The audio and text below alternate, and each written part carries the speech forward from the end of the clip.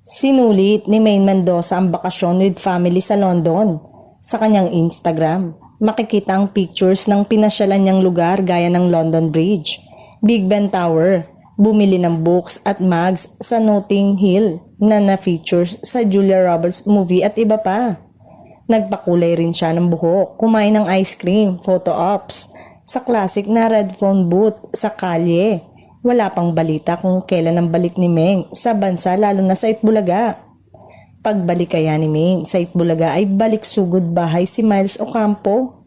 Kumalat kasi ang chika sa social media na di umano'y may hindi pagkakaunawaan ng Itbulaga host na sina Meng at Miles. Maraming mga matanglawi na netizen ang nakapansin na di umano'y hindi nakafollow ang asawa ni Arjo sa kanyang kaibigan. Ngunit sa kabilang dako ay nananatili namang nakafollow si Miles kay Meng. Ilang netizen nga ang tila nababahala dahil mukhang may alitan ng dalawa lalo na't super close pa naman sila noon.